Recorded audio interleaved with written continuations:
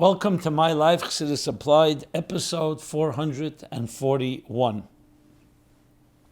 This program is a merit of Baruch Binyamin ben Menucha Lana and Miriam bas Chaya Sarah Altois, Yukusil ben Leah Rochel and Rochel bas Liba Farkash, dedicated by Pinchas Todrus ben Miriam and Sarah bas Rochel Altois. So, we continue the month of Hachodesh Adar. So though it's after Purim, but the edict and the instruction to us that we should continue increasing in joy applies, because Mishanichnas Adar Marvin B'Simcha. Adar is the entire month, and as we read in the Megillah on Purim, Hachodesh Hashanepach Lehem, the whole month was transformed, so the whole month is a joyous month. And according to the rule of Vayakhel and Pikudei, that will always grow in everything that is holy and good and divine, so that means we have to increase in joy even after Purim. Though Purim, of course, is the highest level of joy, so you could ask the question, once you've reached the level of Adar Yoda of Purim, meaning a super-rational, beyond the rational, beyond the conscious level of simcha, so how can you increase after that? And that's indeed, let's deal with that first question in this program. How do we increase in joy of Adar after Purim? So the answer is that joy is an unlimited resource. You never reach the end of simcha. Now, what is simcha? If you're talking about joy, temporary joy from something material, so obviously anything that's mortal and everything that's limited and temporary, so the joy also is going to be a temporary one. But if it's a joy that's coming from simchas hanefesh, from the spirit, from our connection to God, and from our connection to the way God runs our lives, and in this case, even the transformation of even the dark moments of life, like Purim was a terrible gzeira, could have been the worst possible scenario, and that was transformed. So it's a yisur ermin acheshach, a great light, a light and a joy and celebration that comes biyogin from a very negative place. We're not talking about a limited joy. That's a joy of a ruchnisdik nature, of a spiritual nature. And just as the Eibishter's Ein Sof is infinite and endless and eternal and immortal, so too is the joy. And therefore, whatever we experienced on Purim, we can continue and actually increase and add to it. So it's true, the simcha of the day of Purim, of course, is unparalleled. But the simcha within us, we now have experienced joy for all these days, for 18 days already in this month, as we come to Yutas Adar, including Purim, so it becomes accumulative. And think about it psychologically. When a person is very happy and joyous, and they continue to maintain that momentum, they don't just stay there, they're always looking to increase. And it's a deeper level and a deeper connection. And the more joyous you are yesterday, you climb the mountain, the horizons of joy only expand.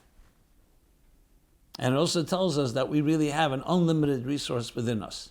But you have to focus on your neshama, you have to focus on your mission in life. When you focus on materialism by definition can never fully satisfy someone. Oyev kesef le'yizbe kesef. If you continue to love the material, something that's not permanent, it will constantly keep making you hungry and thirsty. It'll never really be sated. Whereas in Ruchnius, we know it's how can we say, Ezu osher sameach bechelkei, that someone's satisfied, that's an osher, but that's in material things. In spiritual things, we're never satisfied. And we continue to aspire and to grow further and further. And you don't get thirsty, you get filled, and that being filled only motivates and generates even more joy. So when you have that healthy attitude, it's an ongoing process. And that also explains Mismar Geula Geula. The next question is what work is required from us in these days between Purim and Pesach. So you know the Gemara says Mismar Geula Geula, that the month, the Geula of Purim, is always close, misamoch, it's close to the Geula of Nisan. This is relevant in Hashanah Mu'beres, in a leap year, when there's two others. So you would think that Purim would go in the first Adar. Says the Gemara, no. And that's why we celebrate Purim. Purim cut in the first Adar, but the main Purim is in the second Adar. Should be Misma Gula Gula. What does that teach us? That you bring Geulas close to each other. What does that mean? It's just a matter of proximity, one month to the next. No, it's a matter of essentially almost like it's contagious. That when you're joyous, you want to right away connect it to the next level of joy. So Misma Gula Gula goes both ways. The joy of Purim catapults us and propels us into the Geula and redemption of Pesach. And the other way around is Pesach also infuses Purim, knowing that right after Purim is coming Pesach. So Pesach helps elevate also Purim. And they're very two different types of redemptions and therefore two different types of joy. With Purim being Melubish B'Teva, as we discussed in last week's program at length, when it's manifests in nature, it has that quality. Pesach is Nes Begoli. That's why Nisim revealed miracles that actually suspended nature. And each one has something that can contribute to the next. So what's the work that we have to do now? We go from the Geula of Purim, which is meaning finding in the Golus of this world. Golus means displacement. It means concealment. All levels of concealment. So Purim opened up the door and showed us that within the concealment, even when you don't say God's name and you don't see the miracle openly, but it's God's hand is at work. So what you're doing is elevating the very material and natural world to recognize that it's really a hidden divine choreography that drives all of existence. And that leads us to the next level of recognition and understanding of a divine that's beyond existence, that actually can change and suspend and transform the very laws of nature. And that's Yitzias Mitzrayim, to go out of the Mitzarim v'Gvulim, to go out of all the constraints and limitations. And when they come together, when one feeds the next, and they both, one leads into the next, you have the constant power to be able to help us in all the challenges that we have in life. So it's whether you're dealing with something that is Melubish B'Teva, the natural issues, or you're dealing with something that requires an open, revealed miracle, both are there, Misma Geula Geula. What it means in practical terms for each one of us is, we live in this world, and the world can be sometimes quite overwhelming, life.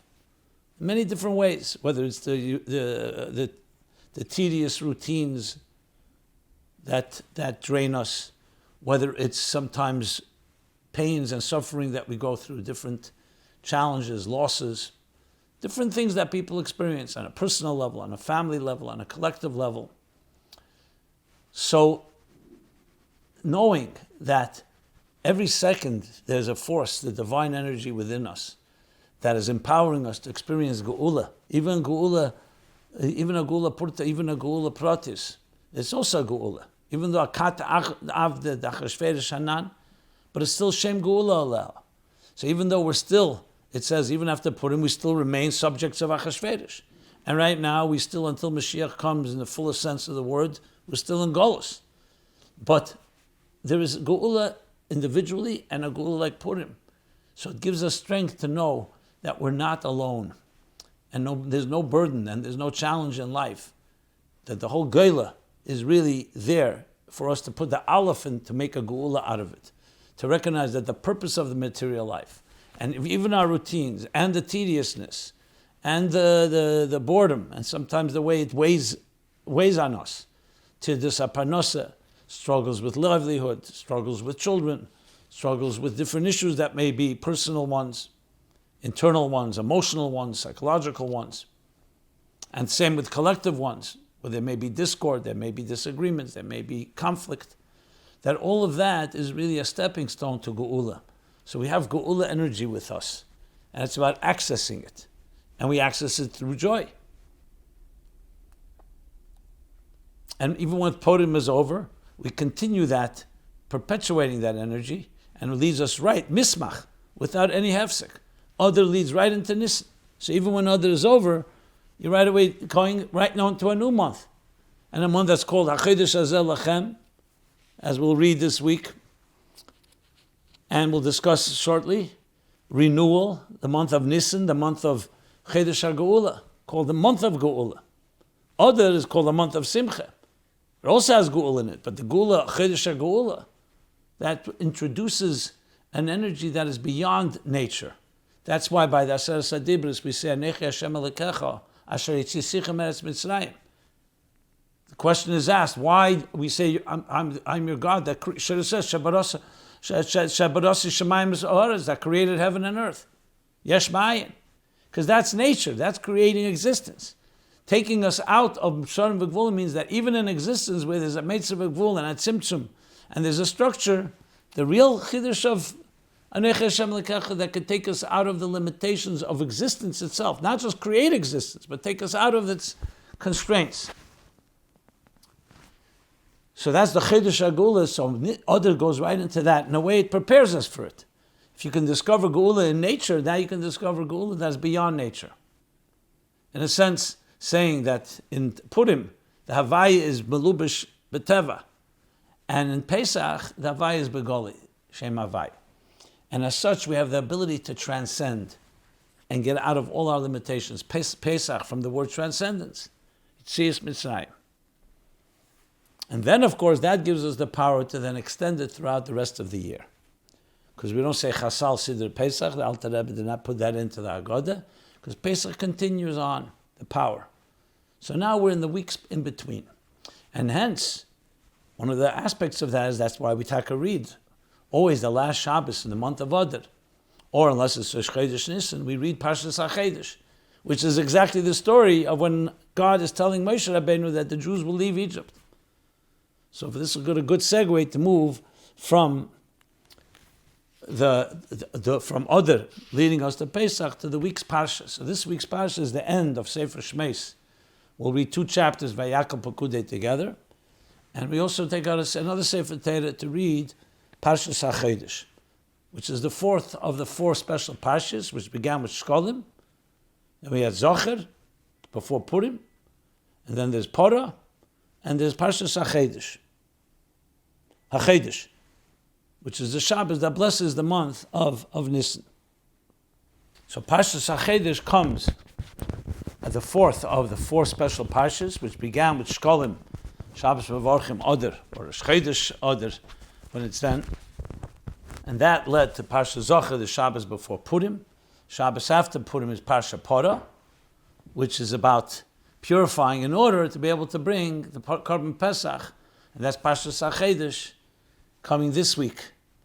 Parshas Hachodesh, which is the Shabbos that blesses the month of Nisan, or if it's Chodesh Nisan, that's when we read it. So the order all makes total sense. So it's going from Purim, then we read Parsha Porah, then we go from there to Parshas Hachodesh. So let's now discuss the Chassidus applied to Vayakhel-Pekudei and Hachodesh. So what are the lessons do we learn from the Vayakhel and Pikudei, and especially their combination together? So this is a common theme that the Rebbe spoke about many times. Interesting, based on the principle that every name, Shmoy Sherikaleh B'Lashon HaKodesh, the Hebrew name of something, captures the essence of it. So Vayakhel means to gather together the Jews. Pikudei means to count, which seems to be the exact opposite of gathering. Gathering is a group, a kehillah, lahakal kehillas. Pikudei means to count each individual. So there's the famous question. You find it in Halacha, in Gemara, in many places. Which is more important, the group, the synergy of the group, or the individual? And in Torah you find both. At times you find the importance, al tifresh min hatzibur, the importance of being part of the community and not breaking up way, God forbid. Sometimes you talk about the individual, that you can't sacrifice the entire whole for even an individual. So God forbid, the din is that if the enemy says, give us one individual, we'll save the entire city, you're not allowed to do that. Because every life, it's not quantitative, it's qualitative. So there are areas where you focus on the synergy, the minyan coming together, the power and the collective energy, the language of Chassidus, Eira El al Kolona, the synergetic effect, which is more than the sum of the parts of an individual. That's Vayakhel, the power of all of everything together. But then Pikudei focuses on the individual. This year, they come together to emphasize we need both. And it's a tremendous lesson in life, because many people ask the question, Religion demands conformity. Many people think that's the case. But at the same time it says, Chayav Adam Lema, B'shvili Nivra Elam, B'shvili. The individual, Fikach Nivra Adam Yechidi, an individual, per human being was created as an individual, not as a part of a herd, not as part of a group, like the other animals. Or like the animals, I should say. Why? Because the Yechidi, there's a power of the individual. And as a matter of fact, they complement each other. If you're not going to be an individual the way you should be, the way God created you, unique, you actually compromise the group. So individuality actually contributes to the synergy. Think of the human body. The human body has many different parts. If all the organs of the body said, let's all unite in the name of Achdus, you'd only have destruction. The heart has to be the heart, the mind, the liver, the liver, the lungs. Every part of the body has to do its thing. And then there's a coordination. Think of it, different musicians in a symphony. And they coordinate. That's what creates music. So it's the harmony within diversity. In the language of Chassidus, Tiferes. The Chesed and Gvura Tiferes blends, synchronizes, harmony within diversity. And that's what Vayakhel-Pekudei teaches us. We need both. It begins with the individual. And the group enhances the individual. Because when we are with others, like-minded others, each of us contribute to each other. And there's more than the sum of the parts. But never to compromise the individuality. And that's the lesson of Pekudei. And Vayakhel-Pekudei come together. And this is critically important, especially in this time of the year, when we're celebrating. So on one hand, simcha is not b'krisei. We know simcha is with the group, with the community. But simcha could also not annihilate, God forbid, the individual. And the same thing with Pesach. Korban Pesach is the only korban that has in it elements that's like a korban yachid and like a korban tzibur, as the Rambam writes. There are korbanos offerings that were brought in the Beis HaMikdash that was a korban yachid. An individual brought it as an offering for forgiveness or for atonement or whatever it may be. Then there were korbanos tzibur like Tamid every day, twice a day. The Tamid was born. That represented the whole. The Tamid was offered that represented the whole community.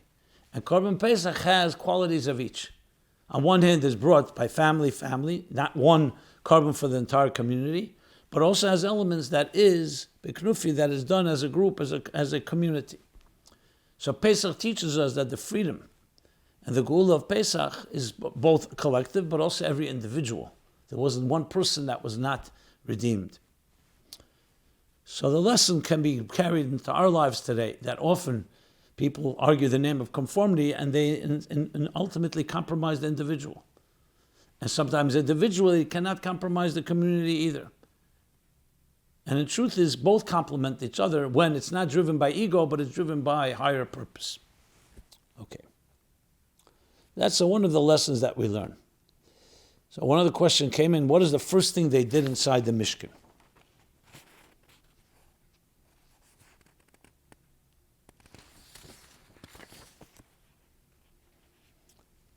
After it opened for business, after the Mishkan began, was erected and established, what was the first thing they did? And what lesson is it for us? What lesson is it for us as a first step in making a connection between the holiness of God and the mundane world? Okay, so it's sometimes good to spell out some very basic things.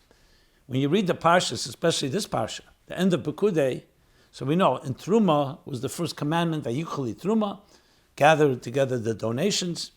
And from that, God tells Moshe Rabbeinu, and from that take the gold, silver, and copper, silver, chesed, zov, and chesed, the silver, gold, and copper, and all the other materials, and build us in the Migdash v'shachanti b'seichel. And then the details are spelled out in the next chapters, and then it talks about how they actually built it. In Parsha Pikudei, at the end, after Moshe gives an accounting, it talks about how the Mishkan was now established.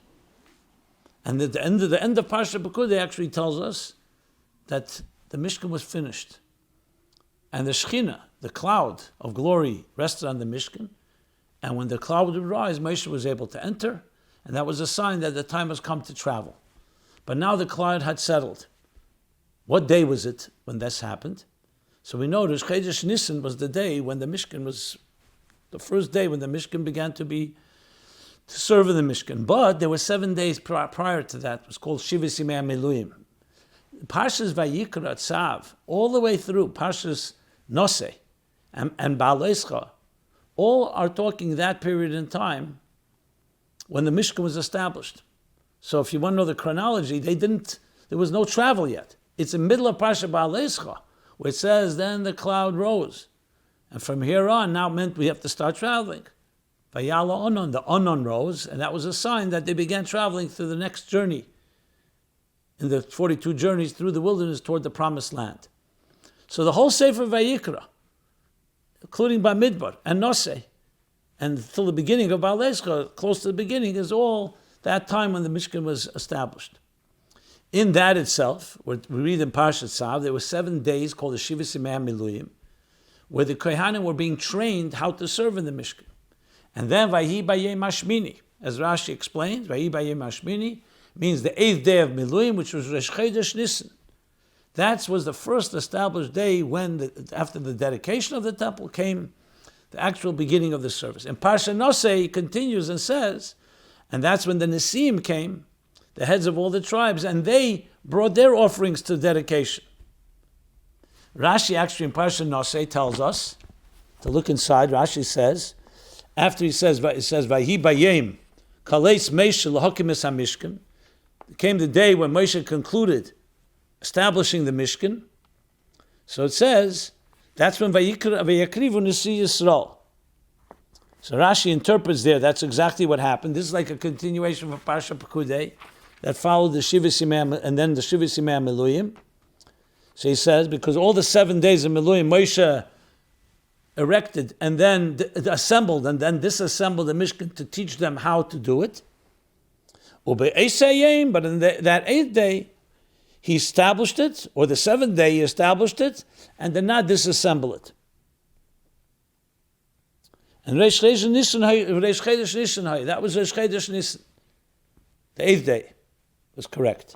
Then Basheni, the day after that, the 2nd day of Nisan, Beis Nisan, Nisrafa Parah, the Parah Aduma was brought, and that purified so they could serve inside the temple.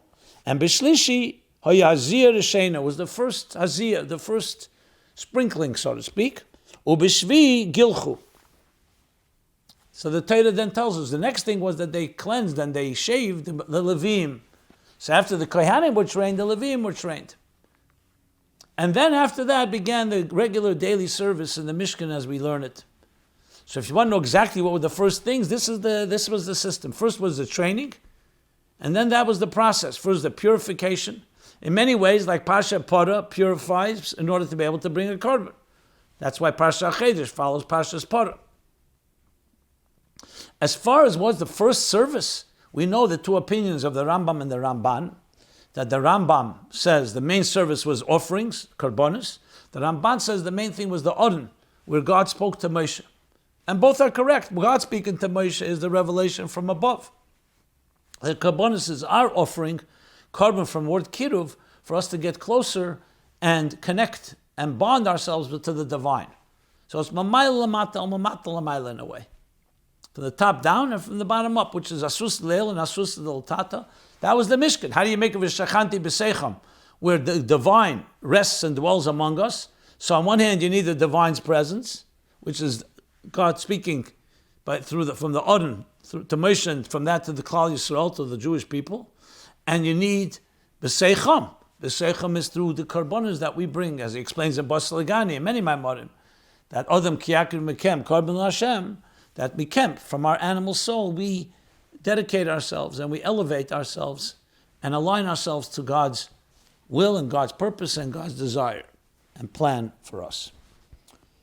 So the lesson to that is very clear. What that means today, even though we don't have a physical Mishkan and Beis HaMikdash, but we have the spiritual one. And that's the work we have to do. In a way, it's Torah and Tefillah. Torah is God's revelation to us, studying Torah. Tefillah became Karbonis, Aveda, that we do from ourselves. And then we, of course, have the Kavah Shlishi, which is Gemilas Chasadim, acts of kindness, tzedakah, charity, and every form of way of chesed that we do. And that's how we create the interface between divine and existence, the dira b'tachtenim or v'shachanti b'seicham. What is the connection between the new moon and the Egyptian exodus? Which leads us now, let's talk about what's the lessons from Parshas Hachodesh. So we know Parshas Hachodesh is read right before or Rosh Chodesh Nisan, because that's what it's talking. Hachodesh Hazel Lachem. This Hashem, it says, God shows Moshe Rabbeinu in Egypt. He says, this is the month, this is the moon, Kazer Eir Kadesh, that you will sanctify the moon. This is the day that I'm telling you now that in 2 weeks from now, in the full moon of Nisan, there will be the redemption of the Jewish people. But they will leave this God-forsaken place after hundreds of years of Golus. So Hachodesh Hazel is actually the beginning of Geula in Parsha Boy. That's where we read it. What's the connection? So on a very basic level, the word Hachodesh is why a month is called Chodesh. Chidush HaLevana, the new moon. But if you think about it, the new moon represents Yisrael Daimon Levana. We are similar to the moon, so the moon waxes and wanes, and just about when it disappears, it's only to be reborn again. And that's what Hashem was telling Moshe. The Jewish people will now be reborn, like this moon. And they will come out of this Golus, and they'll become a great nation. They'll march towards Har Sinai and receive the mandate, the Torah, and then to the promised land, and they will fulfill the purpose for which I created the world.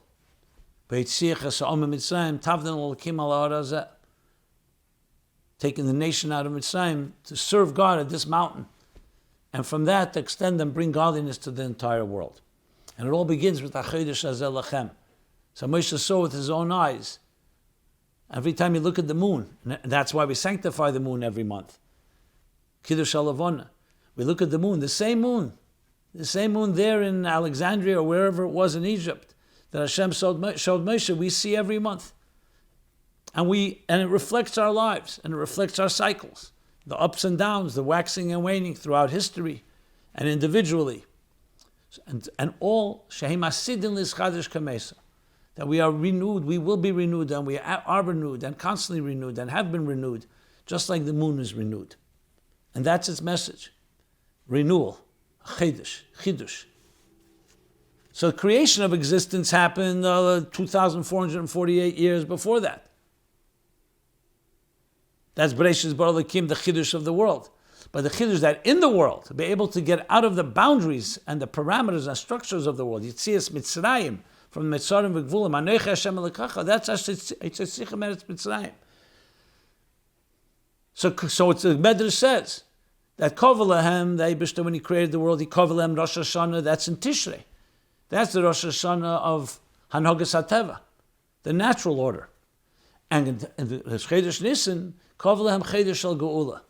That's the Rosh Hashanah and the Rosh Chodesh of Geula, experiencing redemption in this world, which is a bigger Chodesh. Like it says, Gedei L'Maaseh Tzadikim and Maaseh Shemayim V'Haaretz. The actions of Tzadikim are greater than the action of creation. How could you say that? God created the world, Yesh Ma'ayin. So Chassidus explains, because God took from an Ayin and made a Yesh. And Tzadikim, and Amach Kulim Tzadikim, all of us are on the level of Tzadikim. We take from the Yesh and we make it an Ayin. Yesh means the substance, the ego, the identity of existence, the self-contained identity. That's what God created. And we take that identity and we sublimate it and elevate it and refine it toward the Ayin, toward the divine reality, which is a different type of existence. That's why it's called Ayin. Ayin doesn't mean nothingness. It means compared to material, it appears like nothing. But it means it's because it's a different reality, a higher reality. So that's the lesson that we learn, and the personal lessons are very clear as well. As I mentioned before, the moon teaches us that we're constantly capable and will renew ourselves. So even when it wanes, the moon, and it may seem that we're almost obliterated, and God forbid there's nothing there, you can't even see anything. The next moment, the moon is reborn. We have to just see it through. We have to see it through. And you see it through, you see rebirth, renewal, exactly as it happened back then when they left Mitzrayim, 3,335 years ago. And the same happens every year, in every generation, we relive and recreate that experience. Okay. So from this, let us move now to Chassidus applied to the 25th of Adar, being that this week is also Chafei Adar.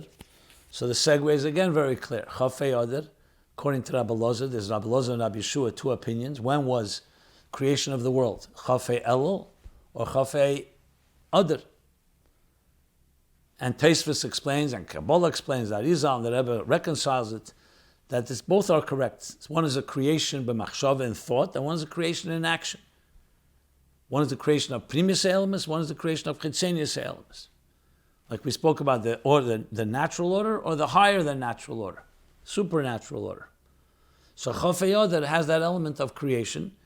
Chafei Adar, then 6 days later, is the creation of the human being. So in the way we count it in Rosh Hashanah, that's Rosh Hashanah.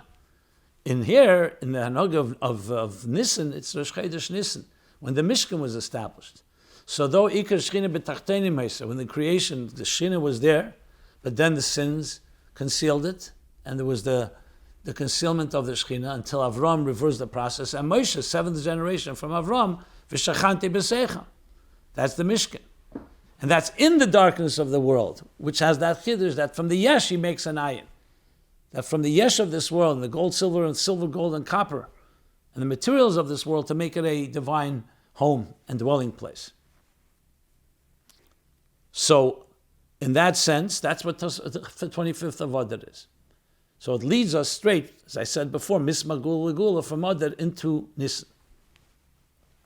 We also know it's the birthday of the Rebbetzin Chaim Mushka.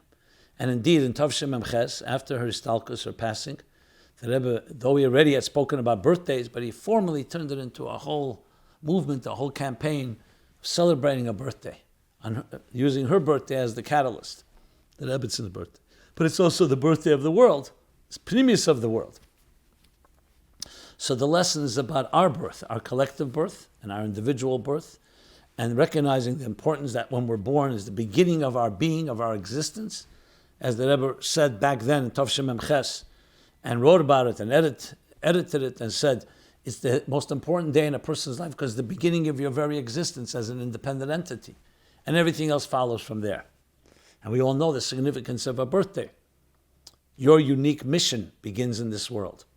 So Chafei Adar has that element, and especially the neshama side. Chafei El also teaches us that. But there, the focus is more creation of existence. And here's the creation of the purpose of existence. The Geula in the Geula.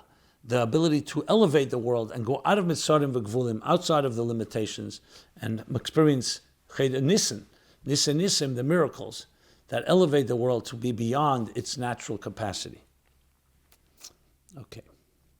So in Aveda, we know there's two types of Aveda. There's Aveda that you do that's contained al pitam v'das, rational Aveda based on a contemplation that makes sense.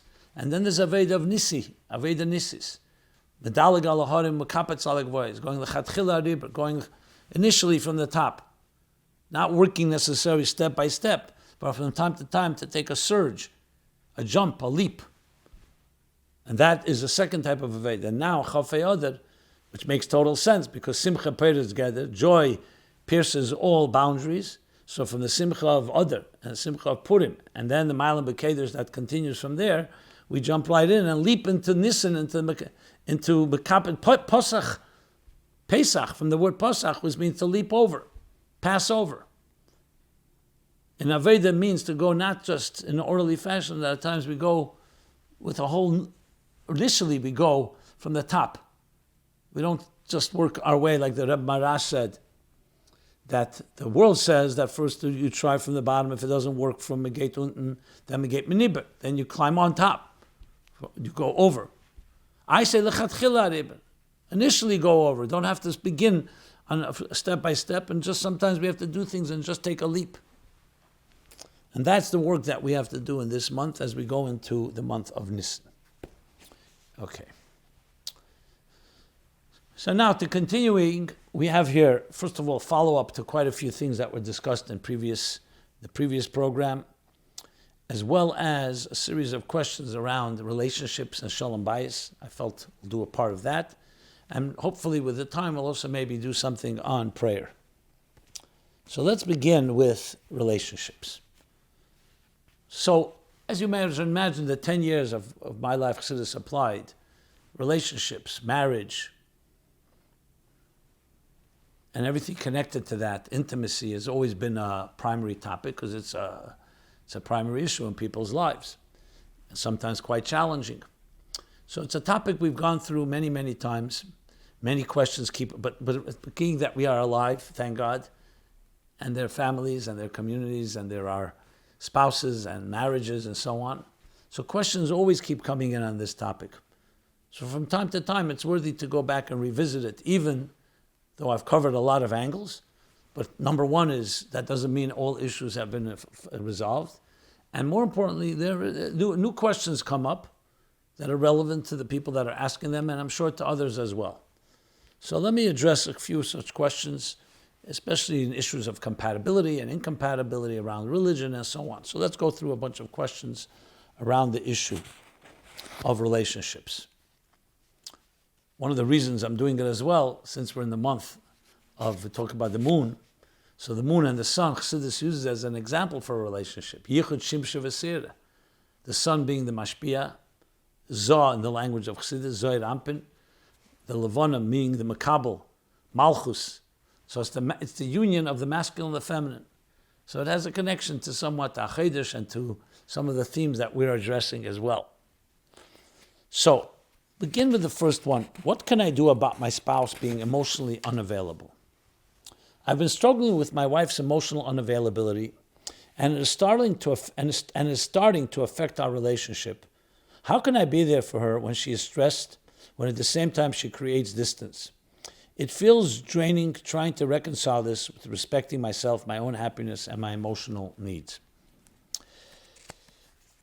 And I know this frustrates people when I say this, but as always, this is a case-by-case situation. I never like to use any textbook, blanket, generic responses, because every situation is different. If you asked me this question in person, I would probably want to speak to you and to your wife, just to understand the dynamics, because there's so many factors involved. This doesn't mean I won't comment on this. I will say certain things, but I think it's important to always to recognize the nuances, and they're not just nuances, they're sometimes the primary elements are very important. How the communication is in other areas. Where is it really good? Because you always want to build upon which is strong, and then you address the things that may be challenging. Is it always this situation? We say emotional unavailability, meaning period. Has it always been that way from the beginning of the marriage? So these are very important questions to ask when you're addressing a topic like that. And remember, Shalas Chacham Chesed Tshuva, asking the right questions, wise questions, is have the answer. And yet I will still address it as much as one possibly can without knowing all the details. So it'd be interesting to know what your wife thinks about this question. Does she feel that way as well? And does she have a good reason? Maybe she feels that you may not be available. I'm saying you to the husband here. Maybe she feels that she doesn't think there's an issue. This is who she is. Is she wired that way? Is that how her mother is? So it's very important to understand what's going on. Is this deliberate? Is it in response to something? Is it just the way she is? Has it gone through changes? Is it due to different stresses, as you write, and challenges? So overall, when it comes to things like this, especially between husband and wife, or as the closest two people on earth, it's very important that it not be done in any confrontational manner. To talk about it with sensitivity and kindness. Love is always the way to go. You want love from your spouse? Give love. Don't demand it. Don't expect it. Even though you may say, I'm already giving love and so on, you have to water the flower if you want the flower to open up. Now you'll say, 1 second, what happens if I'm giving love, giving, I'm available, but she's not available? Or the other way around, he's not available. Okay. So the first thing is there has to be warmth, because if you create a confrontation, that's for sure not going to lead to closeness. To demand emotional availability, ask yourself, you think that's going to work? Can't demand it. But if there's kindness and there's love, and you don't see it being reciprocated, so sometimes you could bring up, not to say why you closed and so on. I wouldn't do it in a demanding way. I wouldn't do it in an accusatory way, because that just creates defensiveness and usually brings much more more problems. But in a moment where you're being kind and it's a warm situation, you test the waters. You say something that perhaps we want to go out, maybe let's do something together. You try to elicit it without manipulation. You try to call upon things that have worked in the past. That's why it's important to ask the question, how was it in the beginning of your marriage? Has it always been this way? How many years are you married? And if you did have moments, more than moments, of emotional connection, can you revisit that? Can you reclaim that? And you have to ask yourself yes or no. Often it takes two to tango, so it's hard to imagine, even though there are definitely cases where it's one person, but often it's two people, and people are responding to each other. And really it's important to get to the bottom of it. Now, another thing that needs to be taken into account is the empathy. Where's your wife at? Maybe she's overwhelmed in life. Maybe there are things going on emotionally, personally. Is she able to speak to you? Maybe it comes down to just you being available. Remember, emotional availability requires that you also allow yourself to be available, that she can speak to you. Now, there's always circumstances where a person may need outside help. So if you try all this and it doesn't work, outside help would mean go to a mutual friend that both of you trust and see maybe that person could help. But I wouldn't do it in a crisis way or a panic way. I would do it again in a very pleasant way, something that you're mutually deciding to do. Because if you're going to schlep her right away, okay, so you're saying there's a problem with me and you're taking me now to a therapist or to a counselor or to a mashpia or to a rav. And then now, good, competent mentor can also advise, and I would say actually to go to a mentor even before you bring your wife there. Maybe the mentor can point out something that you may have blind spots. I'm talking to the husband now. Then ultimately, it may lead that you may need to go to a professional. Maybe there's a mild form of depression, or maybe something clinical, or who knows. Point being is, if you do it in a sensitive way, with kindness, and not in a way that your ego and vanity gets in the way, you usually can make some progress. And then again, as I said, there are details that simply I don't know, so it's hard for me to advise more than that. But I think that's a general principle of how to approach things like this.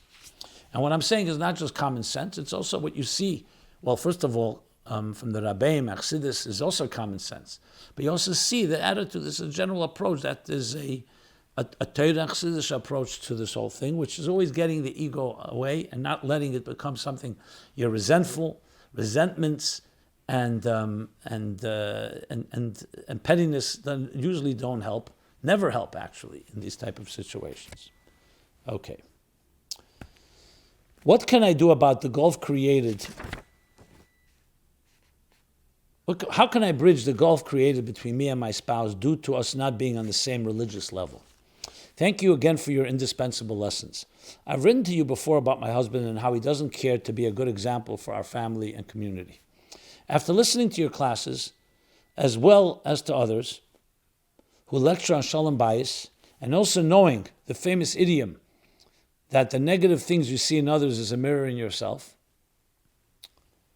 and that you can't change others, only yourself, I've worked and continue to work on improving my own davening, learning, and being careful with halachas, laws.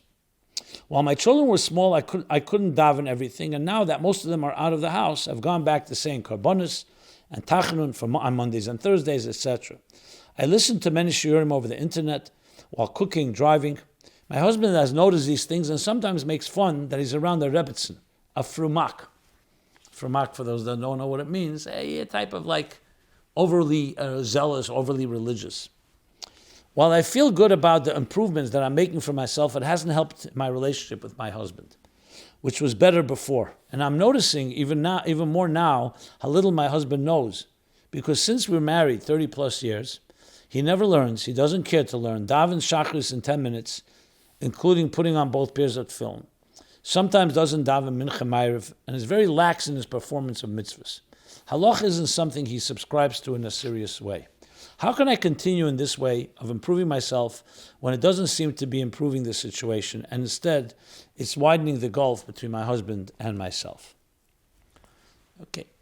So here again, there are many details and many aspects of this. I would focus on in asking you, what are the beautiful things of about your husband? What are the things that you love? What are the things that you're drawn to? Why you married him? And number one, let's build on that. So he has many qualities. Secondly, is anything that you're saying here, is it, I don't want to say exaggerated, I trust and definitely believe everything you're saying, but is it that dire as you're putting it. People have different, maybe there's areas that he has a lot of commitment to. May not be the things you mentioned. Let's see if there's anything there. But you always have to build on the connection.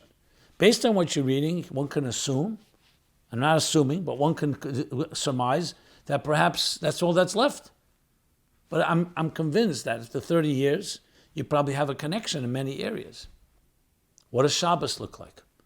Is there areas that you do respect and are able to gain inspiration from your husband? Is it his Avos Yisrael? Is his dedication to his work? I would look for those things and build on those. Because you're married. We're not talking about dating, should you continue to date or not. It's a different decision. You're now talking about 30 years after a marriage and children ready that are older. So you have to build on what on what you have. And everybody has different ways. Now, why he's this way, I can't analyze. I don't know. Maybe his negative experiences growing up in the yeshiva. He was never inspired, perhaps, by many of the halachas, so to speak. But you have to build on what is positive and build on the connection that you do have. And from there you build out. If you continue to dwell on and focus on these things, it'll just deteriorate your relationship because it's going to gnaw at you. It's going to eat you up inside. And how could that not ultimately have an effect? His laughing at you could very well be, maybe it's his own inadequacy, or he feels that you're criticizing him, whether you're saying it or not. And I don't know if that's a positive way to go here.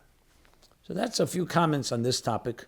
And the truth is, it goes also the other way around. You have sometimes the opposite, as I'll read in a moment, where you have a husband that will say the wife is not religious enough. And so again, you have to always remember a husband and wife are not a mashpia and a makabel in the sense of a rav and a student. Your husband's not your rabbi, and you're not your husband's Rebbetzin, meaning as a mentor. You're not the halachic expert. You may know a lot, but the most important thing in a relationship is a certain equal partnership here. You're soulmates. So it's important not to become preachers to each other, but it should all be done by inspiration and love. There's nothing like love. When someone you love does something, you look at them as a living example, rather than someone demanding of you. And that's also very important, not to be in those shoes, because it's the last thing a husband wants to hear. His wife telling him and dictating what to do. The truth is, both ways it shouldn't be that way. But especially a man, his ego, his own personality. So it's important that it be done always with kindness, as I discussed and described earlier. So now comes the question in another direction.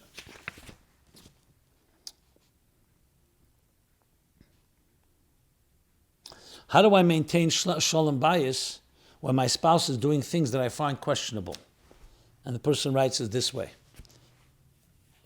My wife is into doing yoga, and I'm worried about the aspects of avodah zarah that are involved, idolatry. She does not do the prayers, but I've heard the movements were related to avodah zarah, meaning the prayers of the yoga. At one point, I had a psak that I could do yoga, but that I should change the movements. What is the Hasidic perspective on this issue, and how do I maintain shalom bayis regardless of my wife's choices? So let's first address the actual issue before we get into the yoga. This too is the same thing. If your spouse is finding an outlet there must be some hunger that she has. Now, if you can find it in Chassidus and show her how to do it that way, not without critique, by all means, that would be the most beautiful thing. But if she's really into it, I would not make a battle out of it. So we know the Rebbe has already told us, when it came to TM, Transcendental Meditation, in Lamed Tes, in 1979, the Rebbe has letters to Dr. Landis and spoke about it as well, Fabring, that for those that are not into it, they're not into it, but those that are doing it, try to do it in a kosher way. And there's a book called Kosher Yoga, actually. I helped the author give some guidance that you could, some of the principles, it's like exercises that can be done. It does not necessarily, it's not built in necessarily the idolatry. So there are ways to do it that you need to talk to a practitioner or to halachic experts that can tell you how that should be done. We'll talk about that in a moment. But regarding the relationship is what I wanted to speak about. Is the key thing is not to become critical. If you have a suggestion of how to do it in different ways, by all means. But if it becomes critical, if you become critical, it'll become a confrontation. And that never leads to good results. So with that, I will then say, maybe it's time to start learning Chassidus with your wife, in aliba denafshe, meaning really that touches your heart and soul and her heart and soul, and discovering Chassidus, really spiritual ways to grow to greater places. There's also the physical exercises of yoga. That's another thing, the disciplines. So that, as I said, can be done in different ways. And that leads me to that question that was asked, is yoga kosher, essentially? So I said there are ways that it can be, and there are books already written about it, and there are people who can help with that. And that's pretty easy to find online, and that's how I would guide you with that. But you see here, it goes both ways. Sometimes it's the husband, sometimes it's the wife, but essentially it's the same approach that has to be taken. Not critical, not negative, and find alternatives. Find something that's positive. Like you see someone reading a book that you think is inappropriate, sometimes you have to overlook it because you don't have control over it. And it won't help your criticizing. But this, but saying, I just read a great book here. Like in other words, in that way, but not manipulative and not in any way that's disingenuous. These things have to be done with subtlety and diplomacy and tact. Okay. The next question, what can I do if I love my husband but don't respect him? Dear Rebbe Jacobson, first of all, thank you so much for all your shiurim webcasts. I've learned more from you than all my years in Lubavitcher school and high school. Thank you. My dilemma. I love my husband, but can't respect him. Let me explain. He is good, kind, and a calm person. We're married many years, and we're also on shlichus. Over the years, he stopped saying chitas, Rambam. He never learns. He's not careful about basic halacha. There were times that I saw that he didn't even daven mincha or ma'ariv. When I bring up these topics, he gets upset with me. He usually helps for a while. I explain it's important for the kids to see a positive role model. We already have married children, and it would be nice for their spouses to see a father-in-law with a safer learning. And sadly, because he doesn't learn, he doesn't know. Basic questions to him by our children or our balabatim are answered very vaguely or in an amateur way because he doesn't know Chumash, Nach, Jewish history. I've told him that if he would keep up a learning schedule, he would know these things and it keeps your mind sharp. He isn't stupid. Years ago, he figured out computers all by himself. When he sets his mind to do, he can do. It's a plain laziness and trying to get away with doing as little as possible in life. While I know that some people are not learners, but then they're usually doers, machas. But I can't say that about my husband either. He doesn't do a pu'ula unless I push him. And at the end, he's happy that he did. So I love him, but I can't respect him. I know I'm not supposed to be his mashpia, but is there any way that I can respect my husband under these circumstances? Is there any way that I can change the circumstances? Thank you. Well, it sounds very similar to the previous question. I'm wondering whether it's even the same person. But regardless, similar response to what I've been saying till now. You must focus on the positive. There's no question about that. You must find a strength. You may be more learned than him, and that may even be, he may be resentful of that. People don't like to be outdone. They don't like to be outshined. But you have to focus on what really works. It's hard for me to imagine that he doesn't have any strengths. You mentioned some of them. You do love him. You're saying that clearly. What is the love based on? Is it just an emotional thing? So it's about finding the qualities. We talk about Avos Yisrael to strangers. We talk about Avos Yisrael to others. You have to have Avos Yisrael to your husband. And that consists of finding the strength and emphasizing that. And getting out of your head the things that are the negatives. Because it's not going to help.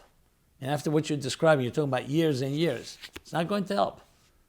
You want to say Tillim for him. You want to pray for him. You want to get a bracha min hashamayim by all means, in your own privacy. But with him, you have to find things and try to be a partner with him, if need be. I don't really have more to say than that because I don't know, again, the circumstances. I'm sure, does he raise money? You're saying you're on shlichus. How does he support himself? Is everything completely on you? I'm imagining that that's not the case. So I would build on that and grow from there. Okay.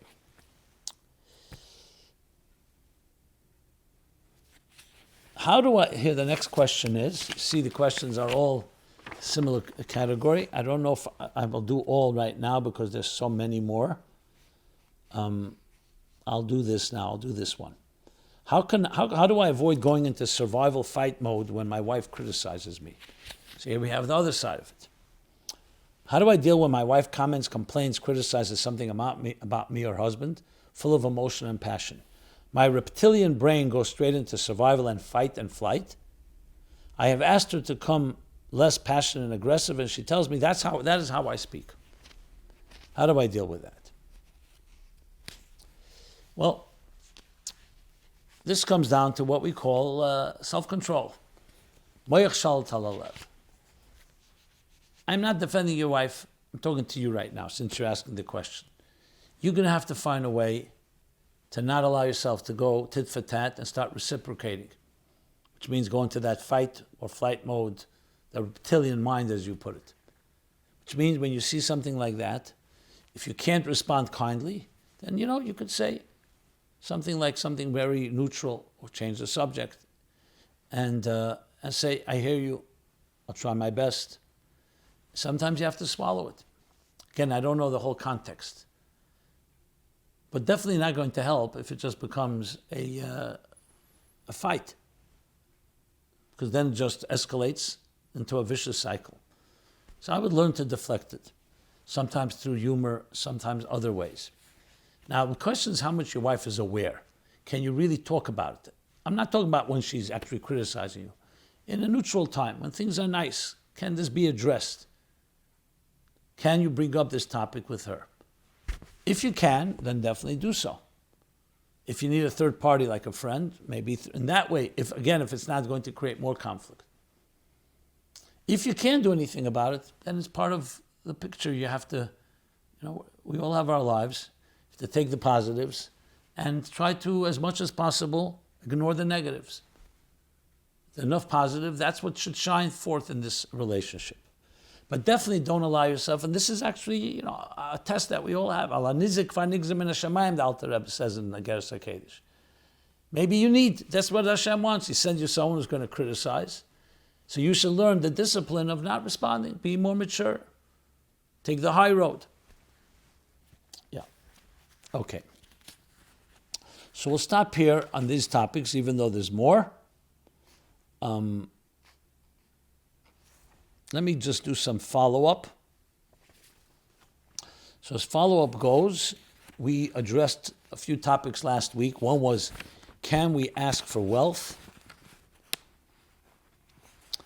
So I have quite a few questions on that. And also we talked about mental health and psychedelics. So let me address a little follow-up on those two topics. And I think with that we'll have covered good ground. So as far as wealth goes, dear Rabbi, there are stories in the Gemara, I believe, told about Rabbi Hanina ben Desa, who didn't have money and then davened for something which heaven rewarded with a golden leg to a table.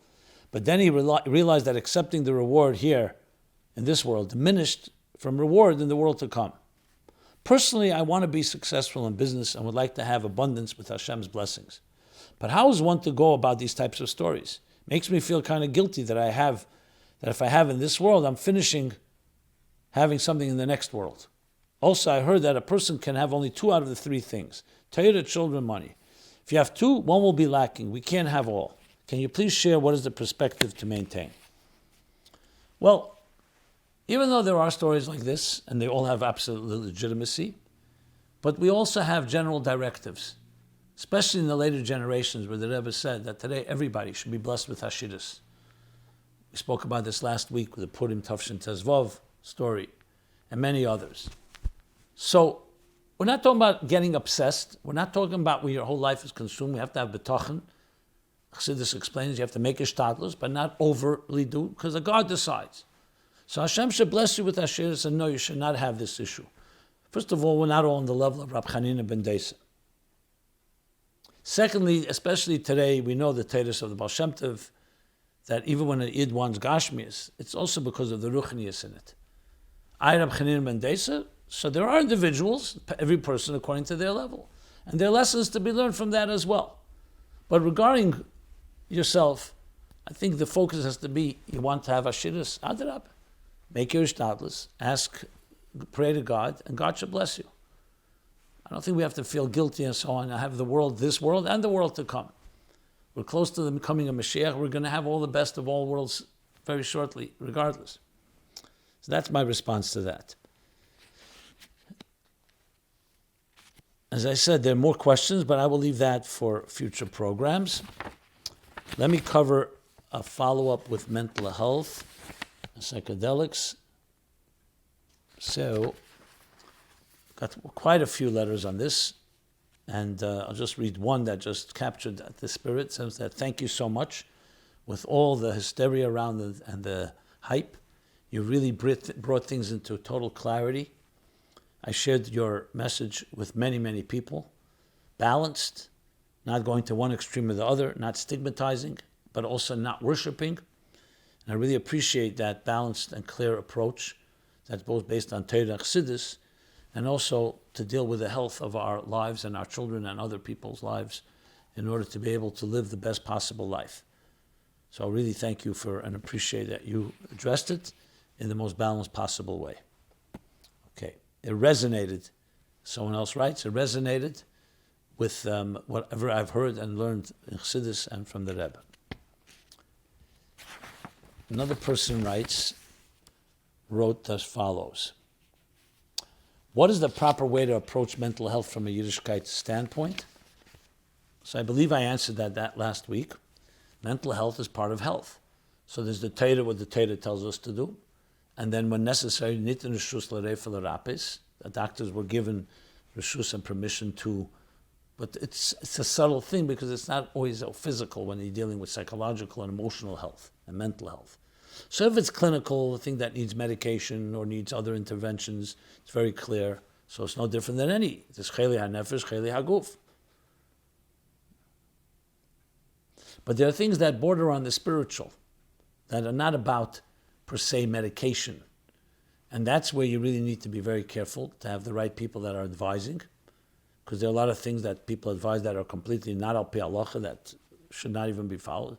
So you have to find today, thank God, there are Chassidish practitioners, people, what I mean Chassidish, that they know Chassidus, they know Torah, and they're looking to find and integrate it with the best that's out there in the psychological world. And that's where, and so basically, part of Nishmat Meidla Nafshe Seicha means to be the healthiest possible person, healthy in mind, in heart, in spirit, and that's a combination. Now, I absolutely will say that Chassidus has the answers, but sometimes we can't find them. That's why we need people who are working with Chassidus and learning Torah, to draw from Torah and Chassidus, and it needs to be complement. Chochma b'goyim tamin. There are methods and there are interventions and there are all kinds of approaches, whether it's therapeutic or whether it's medication or whether it's medicine, one form or another, if done responsibly, in case by case. Absolutely, we have to look at every possible way to help get rid of blocks. But we have to know where we're not to use anything as a crutch, and there are a lot of things that we have to do naturally, and it takes work. There's no replacement for work. Yegaita matzasi. Let's not forget that. Anything that becomes too automatic, I'm not suggesting, listen, we take an Advil or we take another medication to get rid of a headache. We don't say, well, just work on it. Because sometimes you need short-term relief. Sometimes you need a medication to get things going, to trigger things. But that cannot be the way of life. That cannot be something we depend upon. That can be, it's an asset, it's a tool. A hammer is an instrument that helps you. It doesn't replace anything. And the same has to be approached with anything around mental health. There's more on this topic as well, but because of time limits, I'm going to stop here. And with that, we'll conclude this episode 441 of My Life Chassidus Applied. It's always an honor to share a few words with you and to answer your important questions. So please keep them coming. ChassidusApplied.com is the website where you can submit any question. Nothing is off limits. Nothing is taboo. And you can also find all the archives over the previous 440 and now 441 programs. A continued simcha through this month of Adar as we conclude it and go and march into Mismach Geula Geula of Pesach. B'Nisan Nigalu, B'Nisan Asidin Ligoel. Hachodesh Geula, may this be the month where we finally experience the full Geula Mitzvah Vashlema, where all of us will be the healthiest we can possibly be and ultimately be reunited with all our loved ones. So it should be a simcha dika and geula dika month, and a simcha dika and geula dika tamid la'elam avoid. Everyone be well. This has been my life. Chassidus applied every Sunday, 8 to 9 p.m. Thank you so much. This program is brought to you by My Life, Chassidus Applied. Please help us continue our programs. Make even a small contribution at chassidusapply.com/donate.